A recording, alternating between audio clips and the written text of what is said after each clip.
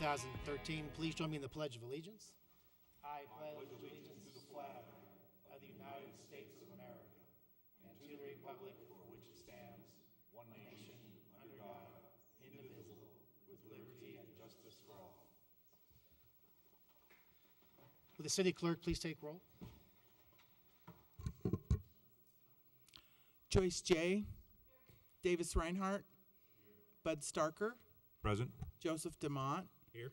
Tracy Langworthy. Here. George Pond. Present. And Mike Stites and Christy Davis have informed me that they are out of town tonight. Thank you. Is there a motion to approve the minutes of July 8th, 2013? So moved. Second.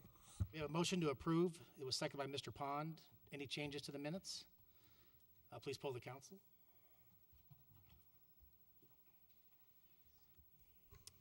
Motion carries 6-0.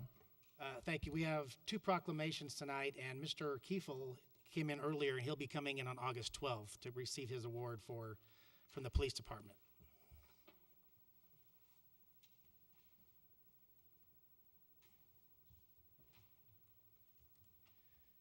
So I'd like to ask Joyce Manwaring to please step forward. We have a proclamation, designation of July as Park and Recreation Month.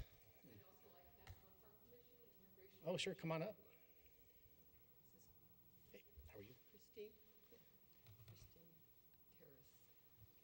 Christine Terrace. Christine Terrace? Terrace Garrett. How you doing?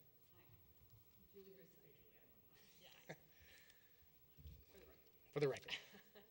So we have a proclamation, whereas parks and recreation programs are an integral part of communities throughout this country, including the city of Wheat Ridge, and whereas parks and recreation programs build healthy, active communities that aid in the prevention of chronic disease, provide therapeutic recreation services for those who are mentally or physically disabled, and also improve the mental and emotional health of all our citizens, and whereas parks and recreation areas are fundamental to the environmental well-being of our community, and whereas the U.S. House of Representatives has designated July as Parks Recreation Month, and whereas the City of Wheat Ridge recognizes the benefits derived from parks and recreation sources, now there be it resolved by the City of Wheat Ridge that July is recognized as Park Recreation Month in Wheat Ridge. Congratulations.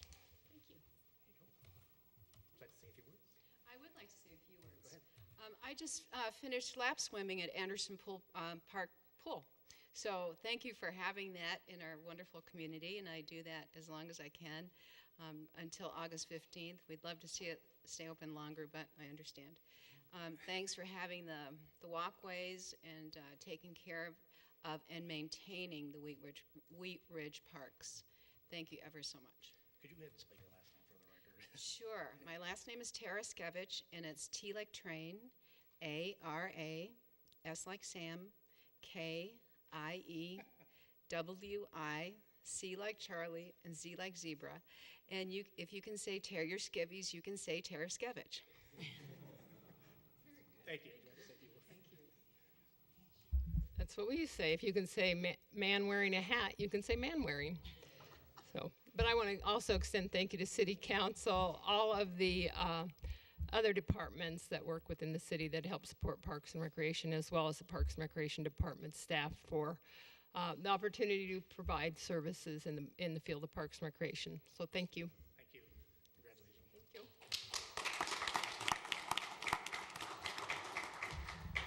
I'd like to thank Ms. Smith for all of her comments tonight. No, I'm just kidding.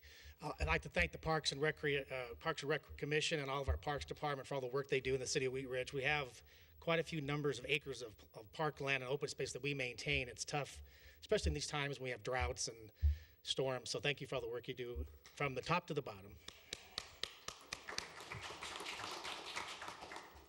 So our next proclamation is to designate August 6, 2013 as our National Night Out. I'd ask our chief to please step forward.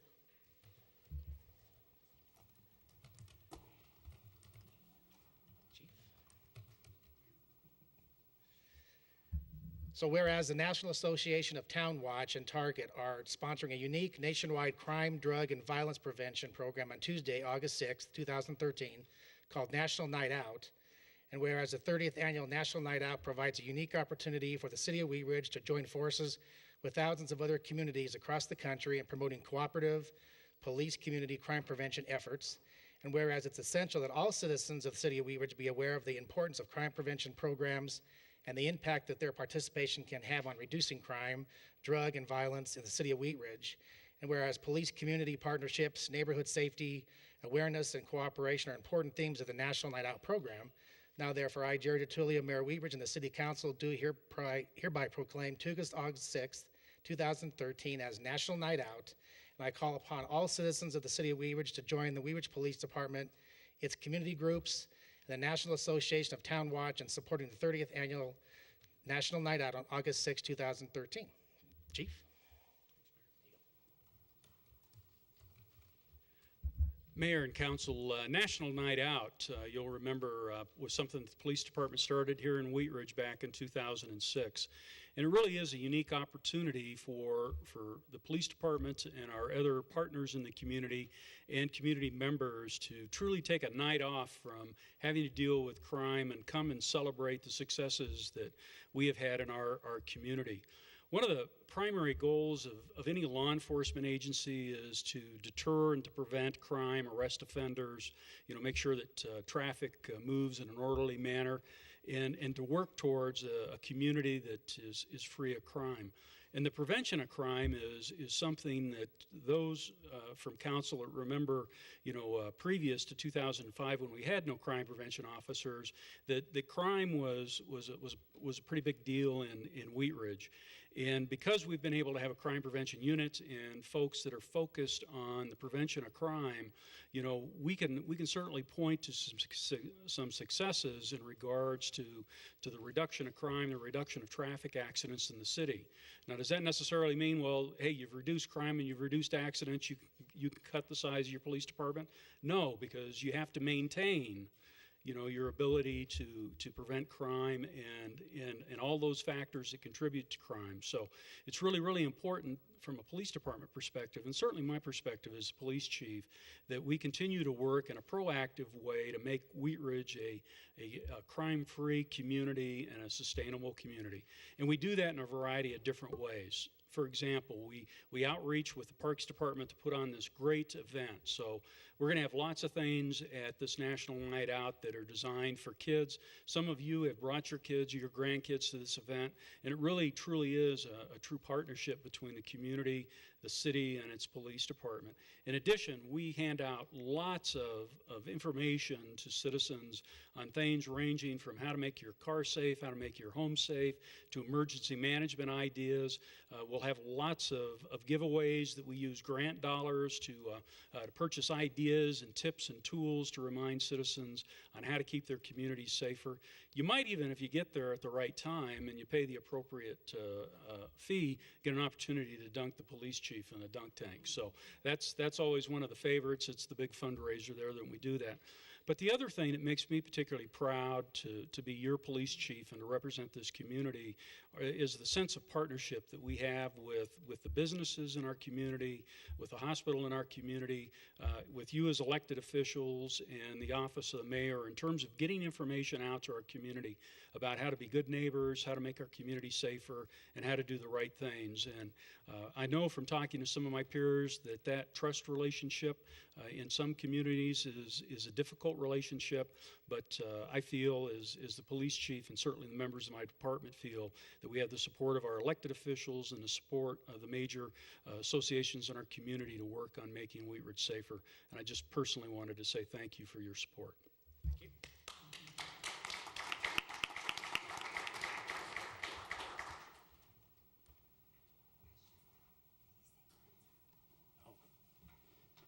Chief, did you want to mention where the National Night Out is?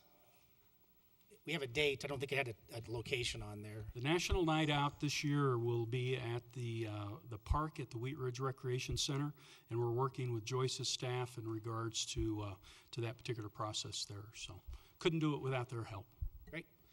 So I wanted to thank our Parks Department and our Police Department for all the good work they do in the city of Wheat Ridge. So we'll move on to citizens' right to speak. Citizens who wish to speak on any matter that's not on the agenda for a maximum of 3 minutes, please step forward. Looks like we don't have anybody tonight, but we'll double check.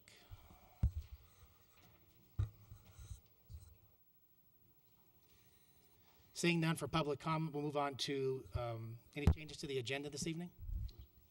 Well, this is no, not yet. We'll get there. Any changes to the agenda? Seeing none, we'll move on to the consent agenda, and then we'll pull them under that. So, Mr. Pond, consent agenda? And we're going to have this be item 1A through item 1F, and then I believe Mr. Starker and Ms. J want to pull something off the consent agenda. Thank you, Mr. Mayor. I'm happy to present tonight's consent agenda. Number 1A, resolution number 25-2013, approving a lease agreement with Jefferson County for the purpose of managing certain real property for recreational gold panning. Consent agenda item 1B, resolution number 27-13, approving an intergovernmental agreement between the cities of Arvada, Golden, Lakewood, Wheat and County of Jefferson to establish a Jefferson County Regional Crime Laboratory. 1C, motion to approve the second amendment to the site lease agreement with News Singular Wireless PCS LLC for a 5-year extension. 1D, motion to approve payment to Gordon Sign in Denver, Colorado in the amount of $102,945,000 for construction and installation of park signs. 1E, resolution number 28-2013, amending the fiscal year 2013 general fund budget to approve a supplemental budget appropriation in the amount of $5,900,000 to remit to Rangay and Associates LLC for the design and administration of a promotional assessment process. And 1F, resolution number 26-2013, approving a collaborative Lumen trial agreement between the City of Wheat Ridge, Colorado and the Numerica Corporation for the development of crime analysis software system. Thank you. So it's my understanding we're going to pull 1A and 1E. So we need a motion for the rest, Mr. Pond? Okay, thank you. I move to approve consent agenda items 1B, C, D, and F. Is there a second? Second. We have a motion to approve, seconded by Mr. Reinhardt. Please poll the council.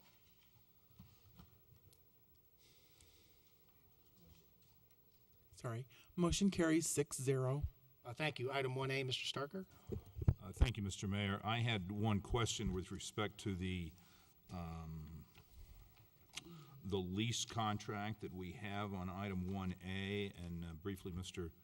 Dahl and I spoke about it, but on page 4 of that lease agreement was some indemnification and release language in paragraph 6, and in paragraph 7, an environmental indemnification, and in the contract, these indemnities are survive the termination of the lease, and it didn't look like that we had limiting language or language in the agreement that would sort of speak to the pendency and when that was really in the lease. So, Mr. Dahl, would you address the issue that we spoke earlier? Yes, of course. Councilmember Starker is correct that the indemnification provisions survive termination of the lease, and that's not uncommon. So if the city had taken some act that had given rise to liability, but a claim was not filed until after the lease terminated, it still the act giving rise to the liability took place on the city's watch while the city was the lessee, and for that reason it makes sense that the city should indemnify, and that should survive the termination of the lease. But it should not be forever, and should not be a kind of an insurance policy the city just gives the county forever, and that's why it should be limited to the term of the lease during which the city would be taking these actions. I noticed that language, limiting language of during the term of the lease, appears in paragraph 7 on the 7th line. So it's that same phrase that I think probably through inadvertence got left out of paragraph 6, because paragraph 7, the indemnification language, is limited in that way. So what I would suggest is that council go ahead and take a motion to approve the lease with Jefferson County with the addition of the similar language in paragraph 6 during the term of the lease. I'm informed by Joyce that the commissioners have approved this lease already, but this is important, and I don't expect that it would be problematic. I think it's fair for the city to approve it with that change. It'll go back to the commissioners. They'll have to put it on their consent calendar to make that change. If they've got an issue with it, they can tell us about it. Mr. Starker, you could make a motion as in the packet with the further move based on Mr. Dahl's comments.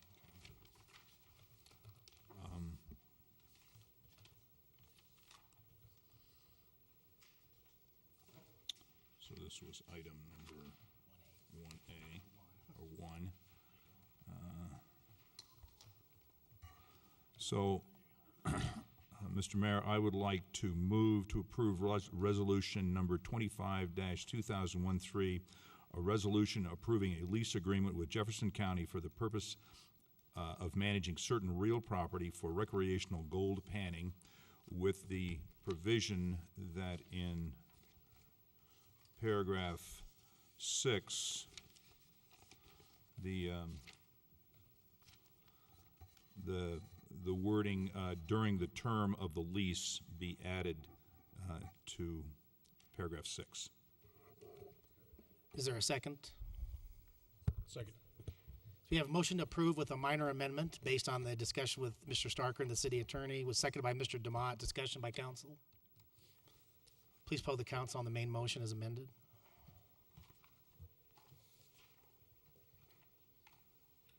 Motion carries 6-0. Thank you. Item 1E, Ms. J. In regard to item 1E, I would like, this was the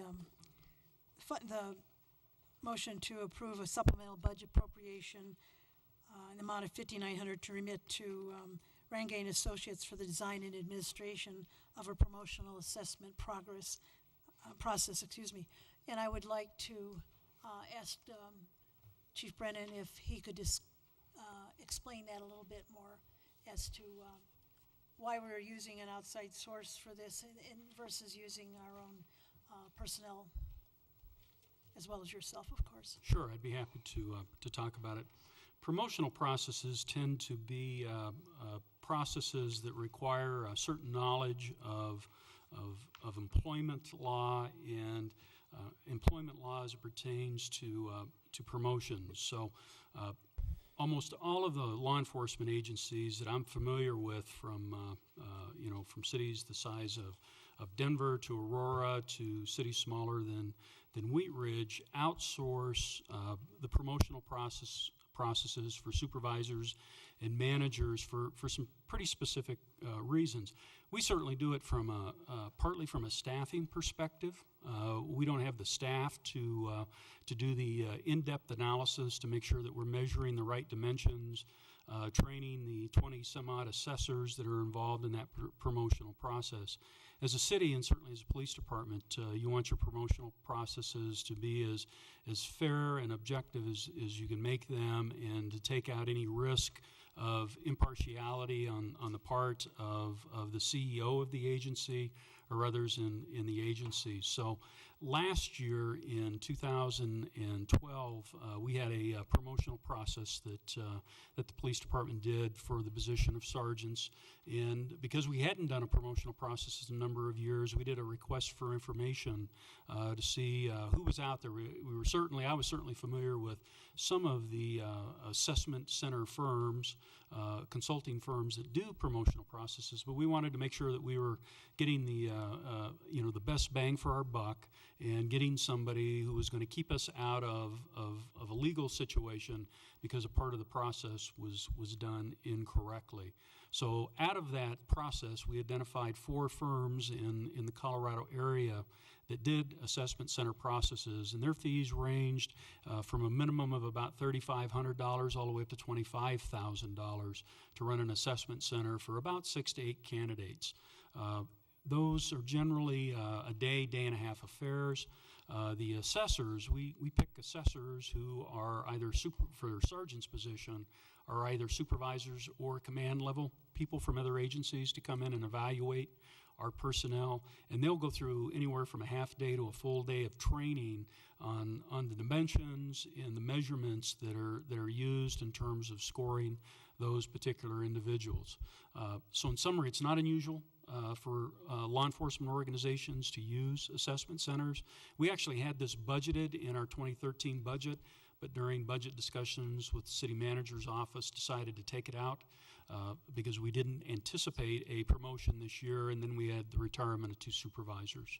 So I think although it's $5,900, and I certainly understand where some people might have angst with that, it certainly in the long run keeps us out of a legal predicament that we could find ourselves in if somebody challenged the validity of the testing that we do. So it's a much more involved assessment, very specialized to the police department, and would not be normally handled in our own personnel area. You know, in my law enforcement career, I don't know of an organization that I've been associated with that has done their own internal processes for many, many years. Thank you very much. Okay. Any other questions or comments? Motions in order? Mayor, could I ask for one slight amendment to the resolution? We have our auditor, financial auditor in the audience, and she'll appreciate this comment. But the resolution is missing a specific phrase under the resolution under Section A. It says City Council authorizes an amendment to account number 01-201-700-750 in the amount of $5,900, and we'd like to add and amending the revenues accordingly. All the numbers and everything else in there? Yep. Okay. And just all I have to say is and amending the revenues accordingly.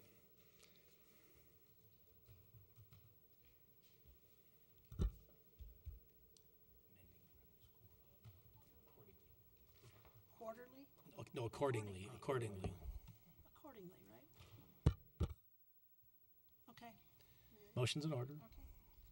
I move to approve resolution number 28-2013, a resolution amending the fiscal year 2013 general fund budget to approve a supplemental budget appropriation in the amount of $5,900 to remit to Rangay and Associates, LLC, for the design and administration of promotional assessment process and amend the previous accordingly. Okay. Amend the revenues accordingly. Revenue accordingly. Right, thank you. Second. We have a motion to approve item number 1E as amended. Mr. Dahl, does that work on the amendment? Yes, it does. Fine. It was seconded by Mr. Reinhardt. Please poll the council.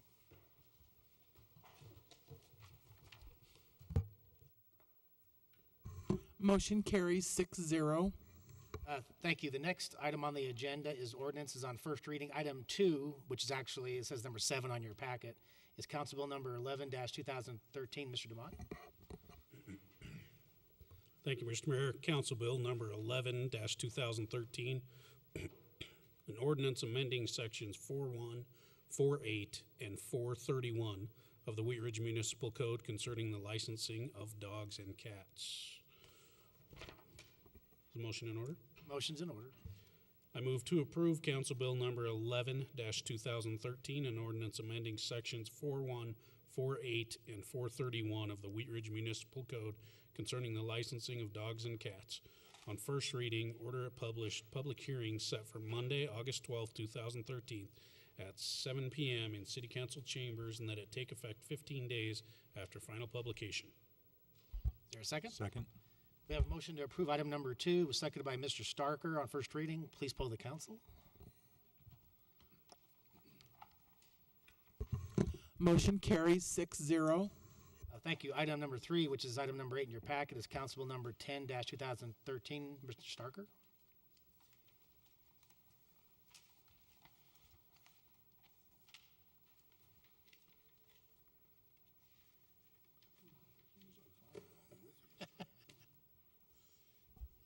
Thank you, Mr. Mayor. I'm pleased to introduce Council Bill number 10-2013, an ordinance adopting by reference the 2011 edition of the National Electrical Code, providing penalties for violation thereof, and amending portions of Chapter 5 of the Wheat Ridge Code of Laws concerning electrical inspections at issue in this matter. The 2005 edition of the National Electrical Code, the NEC, was previously adopted by the city to govern electrical system safety. The agency that promulgates the NEC, the National Fire Protection Association, has published a 2011 edition of the NEC, which contains updated regulations and requirements. This ordinance adopts the 2011 NEC to bring the city's electrical system requirements and regulations closer to uniformity with the state and other jurisdictions that have adopted the most recent editions of the NEC. The ordinance also consolidates all code provisions concerning electrical requirements, substantive requirements, inspection requirements, and the authorization of fees into Code Section 5-77. Currently, such requirements are located throughout Chapter 5 of the Code in Sections 5-56 through 5-75 and 5-77. Is the motion in order? Motion's in order. I move to approve Council Bill number 10-2013, an ordinance adopting by reference the 2011 edition of the National Electrical Code, providing penalties for violations thereof, and amending portions of Chapter 5 of the Wheat Ridge Code of Laws concerning electrical inspections. On first reading, order it published, set the public hearing for Monday, August 12th. Is that the correct date? 2013 at 7 p.m. in the City Hall Council Chambers, and that it take effect November 1st, 2013. Is there a second? Second. We have a motion to approve item number 3, was seconded by Mr. Pond. On first reading, please poll the council. Motion carries 6-0. Thank you. The next item on the agenda is decisions, resolutions, and motions. Item 4, Ms. Langworthy. Thank you, Mayor. A motion to accept the 2012 Comprehensive Annual Financial Report, CAFR, from Swan Horse and Company, LLC. Executive Summary. Section 10.15 of the Municipal Charter of the City of Wheat Ridge requires that an independent audit be performed annually of all city accounts. The CPA firm of Swan Horse and Company, LLC, performed the audit of the city's financial statements for the year ended date December 31st, 2012.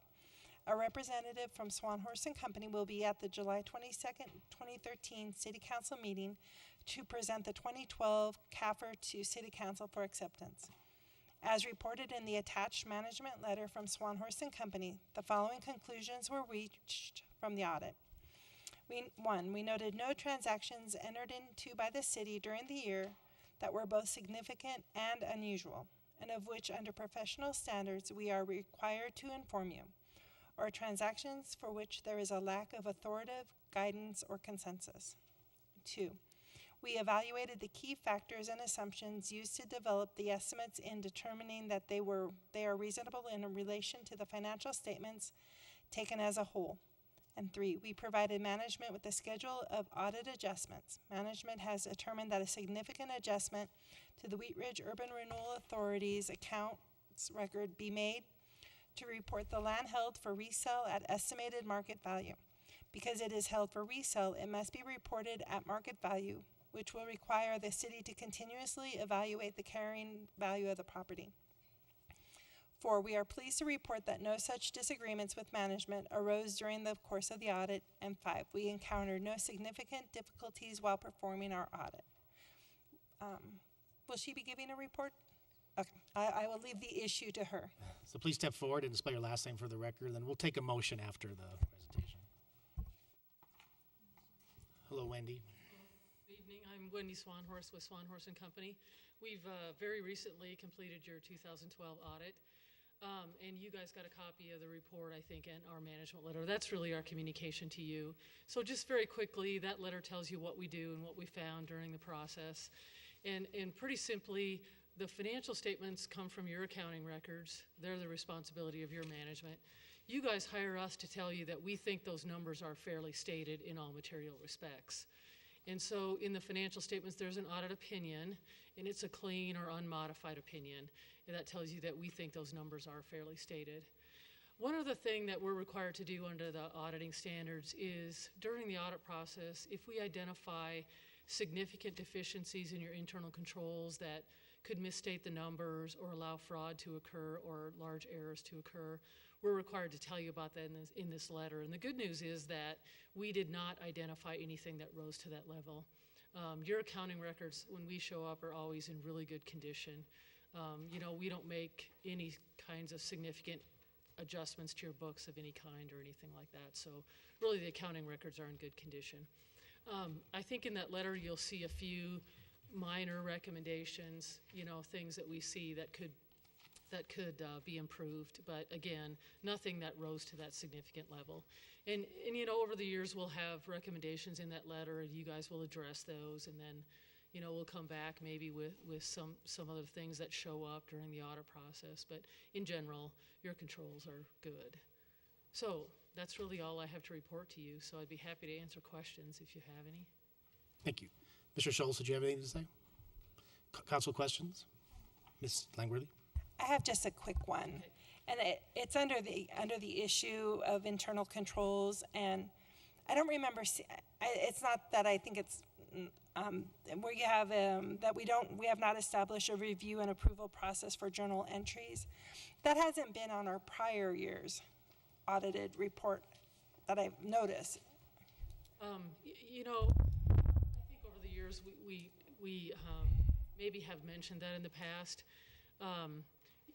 It's something that is probably not a huge risk because people are always reviewing your financial statements, and you would notice if something was really mistaken. But it's always good to have those internal controls in place where one person can't do something without the review of a second person.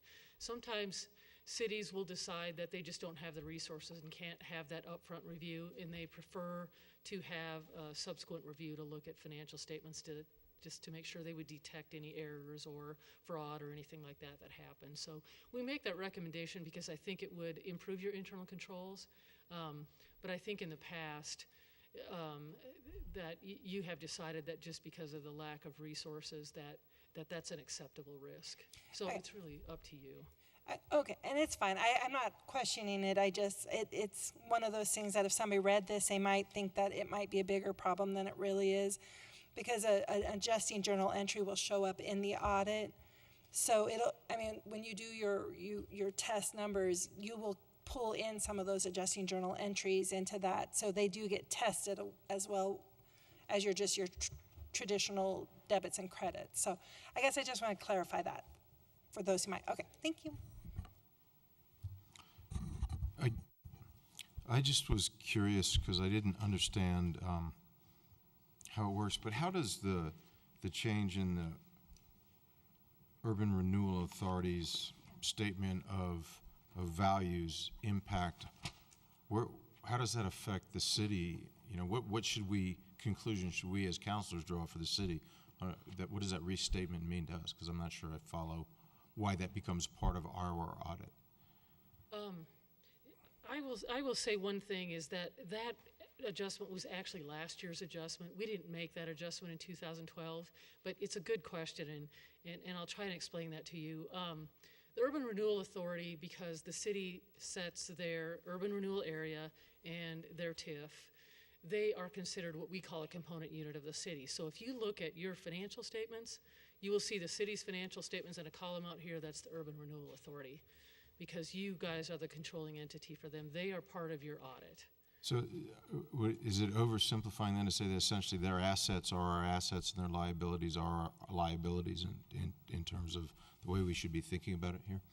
You know, I'm always real careful when I answer that question because legally they probably are not. But from an accounting perspective, we want to make sure that when there's a financial statement there that it encompasses everything and that there's not something out there that may affect your financial condition that isn't reported in here. So the accounting standards require them to be part of your financial statements. Okay. Thank you. Patrick, do you have any comments? Okay.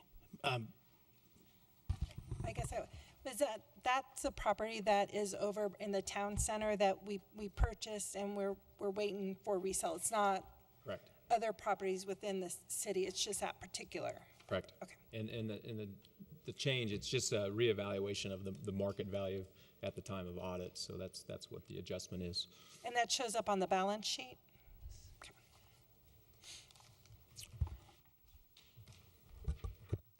Any other questions? Motions in order? Thank you. Thank you. I move to accept the 2012 Comprehensive Annual Financial Report for Swan Horse and Company, LLC. Is there a second? Second. We have a motion to approve item number 4, was seconded by Mr. Reinhardt. Please poll the council. Motion carries 6-0. Thank you. That concludes our agenda for this evening. We'll move on to city manager's matters. I think Mr. Goff had one thing to discuss from the chief. Yeah, thank you, Mayor. I'll turn it over to the chief, but the city did receive a Edward Byrne Memorial Justice Assistance Grant in the amount of $15,422, and you do have a memo that the chief passed out. Part of the requirements of the grant is that council is made aware of the grant and how the funds are going to be spent. So I will let the chief take it from there. Thank you, Patrick. Mayor and City Council, we've been afforded the opportunity to receive a $15,422 grant from the Department of Justice.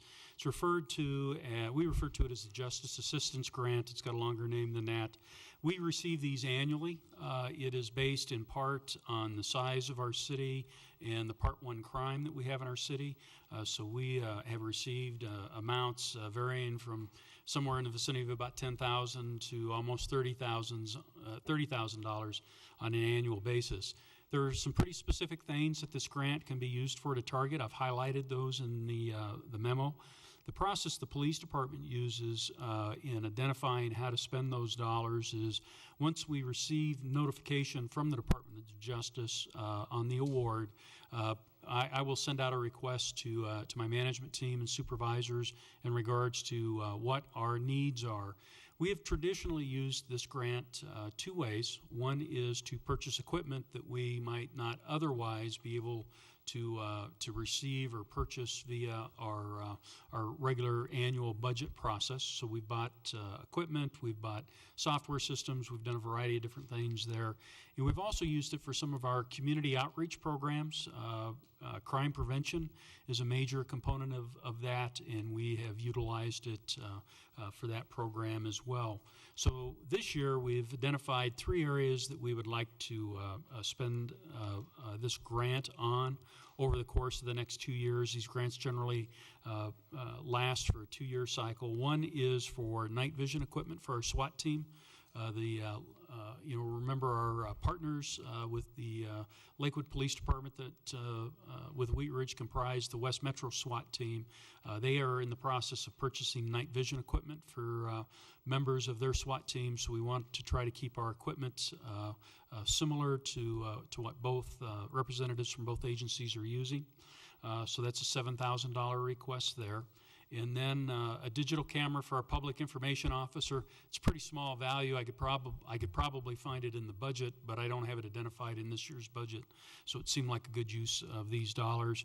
And then with our continued renewal in regards to our outreach and crime prevention efforts in East Wheat Ridge, we targeted about half of the dollars available, a little over half, to use for specific programs over in East Wheat Ridge, including another series of community meetings with residents there to survey their perceptions of crime and fear of crime in that particular area.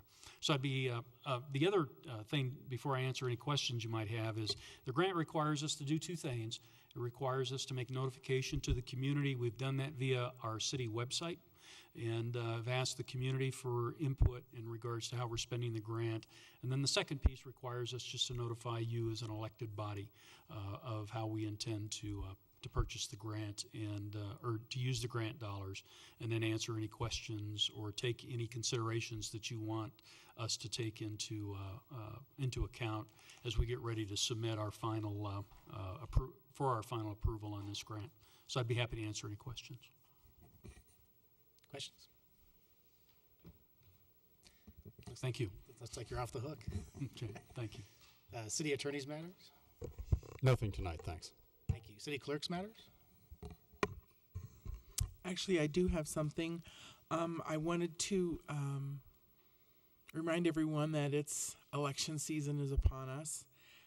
We already have some candidates who have come in and filled out either all or part of their paperwork. If you're thinking about, this is to folks who are thinking about it, there are papers to fill out. I wanted to inform those that have filed and those that are thinking about running that if you receive money, you have 10 days to come in and file your candidate organization form. your campaign organization form. So keep that in mind. If you get money, you have 10 days to come in and fill out paperwork. And the last piece of that would be that on Tuesday, August 6th, is the first day that candidates can come in and pick up petitions. It's Tuesday, August 6th. You have 20 days to get the signatures. I would appreciate it if you could get your signatures in before the 26th. You have 20 days. But if you happen to be short of signatures, or as might happen, someone thinks they're registered and they sign and then turns out they're really not registered, then that signature can't count. So you have some days to cure your petition. So it would be very good if you could get that to us ahead of the 26th, because we don't have very many days to approve all those signatures and get those names into the county to get on the ballot. It's like 3 days. So you have to have time. I mean, it's for yourself. It's not just, for our office's purposes. If you walk in at 5 o'clock on the 26th and then we're trying to verify signatures, and then you get told the next day, oh, you have to go get 10 more signatures or whatever, then you've kind of hurt yourself. So it would be in your best interest to turn your petition in at least a few days early if you can. And so Tuesday, August 6th, that's the petition day. And again, if you get money, you have to come in and fill out paperwork. That's all. Thank you. Thank you. Mr. Starker? Thank you, Mr. Mayor. Just one thing tonight. I would like to thank all of the people that attended the Feed the Future backpack fundraiser yesterday. I think it was a very nice event and was successful in raising money for a good cause. So thank you so much. Thank you. Ms. Langworthy? I was just going to say the same thing.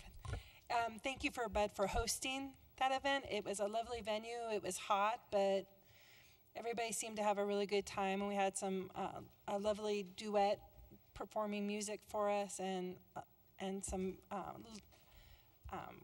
great door prizes for people to win. So, and thank you for helping our Wheat Ridge Feed the Future students. Thank you. Mr. Pond? Thank you, Mr. Mayor.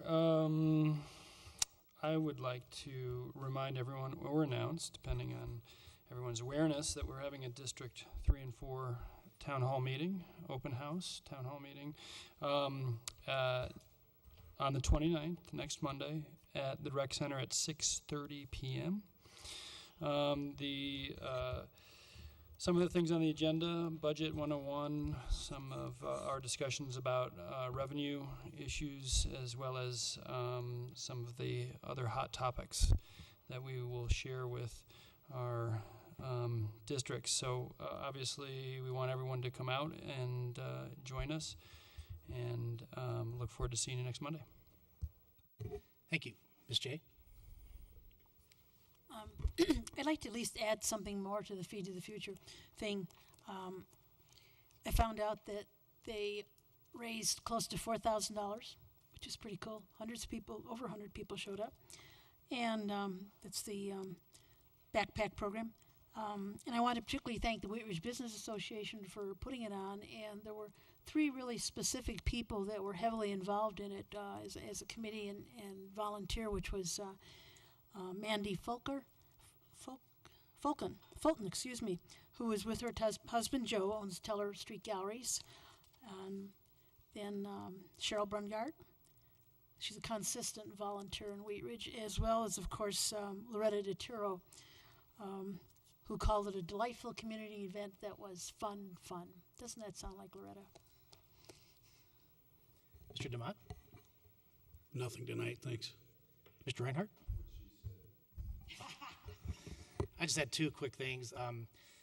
First of all, I wanted to ask Mr. Goff, are we going to be able to have our economic development manager talk to a taste of home cooking for STEP program? they've been up to their eyeballs in getting that project up and running and spent quite a bit of money. I believe he's done something with his house to fund it, and so he hasn't really had time to sit down and talk to our economic development staff on a consistent basis. So I had asked if Steve could maybe go see him one more time to see if an S-STEP program was possible for this project, because it's a big project, it's a good project. I think we should look at our projects citywide. What do you think, Mr. Goff? Yeah, it's a good project. With the business owner is aware of the incentive programs. We've reminded them 3 or 4 times. My understanding is the business is about ready to open. It's usually not our practice to provide incentive packages after a business opens, but if council would like to give us that direction, we can try to reach out to them again. But we reached out several times. If they've been approaching you, Mayor, and want to sit down with us, we'd be more than happy to. Well, that was the issue, is that, like I said, they're trying to get open. They've had some problems with the building, like most of the buildings are in Wheat Ridge when you're trying to rehab them. Mr. DeMont, do you have any feedback on that too? Because I think the owner talked to you as well, and he wants to get in front of our economic development, just that's been time consuming on the project. I do. I've seen it a couple of times. I've been in the place, and they've put just a ton of money into the place. They've actually pushed back the opening for a second time now, and they're hoping to be open sometime in August. And about 10 days ago, he actually asked me how it worked. He didn't really understand how it worked early on. And I did contact Steve Art also and asked him to kind of further explain, and he was going to reach out to them and explain further how it worked. I think in the whole scheme of what they were trying to do, they were hurrying up 7 months ago. They were just trying to get it done. And they have run into a couple of different things. Not building issues, not building department issues. They've actually just issues with accessibility and things like that. So they asked me how it worked, and Steve Art explained to them how it worked, and then explained to me that it is kind of late in the process. That would have to be something the council would have to decide if we would, as we've done with every other ESTA program. We'd have to not only decide if they would be eligible for it, which every business in the city is, but if they're too far along in their process to kind of take advantage of that. So that's just something we'll have to talk to Steve Art and kind of keep everybody updated on. So I think the question from Patrick is, does council have a problem if the economic development department still has some discussions with the property owner and building owner? I will say they have. They went from a early to mid-June opening to a mid-July opening. Now they're thinking mid to late August. They're actually waiting on a closing. The owner actually had to sell his house to finish it up, and that's when he kind of realized that it may not even be enough. So they're mid to late August is now their opening date, if that helps. We're on our timing issue. But does council have any issue with economic development talking to them further? From my standpoint, we would never have an issue with them talking to anybody about a program. Hopefully they're not in a bind finishing, but if they are and they need it, I don't think too late's happened yet, but I not knowing anything about the project, it's impossible to evaluate whether it's a good or bad idea from here, but I don't have any, certainly think that if we talk, there's no reason not to talk to them if they're stuck, need something to push them over the top. Yeah, that was my concern was they want to look at the program. They just haven't had the time to really sit down with our department to really, I think we have to basically lay it out for them either here or at the shop and say, here's what you can do, what you can't do. I think that would be in the best interest of everybody if they did it one more time. Does anybody else? I appreciate your comments, Joyce or Tracy. Do you have any problems with it, George? Council still has to approve any project that comes forward anyway. So, no, I would encourage our business development manager to reach out to businesses in the city. That's his job. Okay. Which we have. Just to remind you, we've reached out numerous times, and they haven't responded. So we can reach out one more time. It's up to them to respond. We'll try to help them with the application process and make sure they understand it. But if we can't get them to apply, we have reached out. Just want to make sure everybody understands. That's the point I think we're making, is that they've been so time tied up with this building and they can't take the time to, I mean, I'm sure Bud and a few others understand that process. So the last thing I wanted to mention is I also wanted to thank the Wheat Ridge Business Association and West 29th Restaurant and Bar for hosting the fundraiser for the Feed the Future and Backpack program. It was good. We went there last night. Julie and I enjoyed it. And we've been to the restaurant a few times. Very, very good food and very good, enjoyable atmosphere. What I wanted to mention is that every year there's an economic development tool. It's the Mayor's Business and Youth Partnership Award, and that's where any business is either working with youth or helping youth. And I wanted to, Patrick, let Steve know that my award this year for that will go to the Wheat Ridge Business. Well, anybody who's working with the Feed the Future group. So that's the police department and the Wheat Ridge Business Association. So at the awards banquet, I'd like to give that award to that entity. And obviously there'll be more than one person, I think, up there accepting the award. But that's my award this year for the Mayor's Business and Youth Partnership. And if you could let Mr. Art know, I'd appreciate it. I think they've done a great job working with youth the last few years, and it's going to be good. So with that, we're adjourned.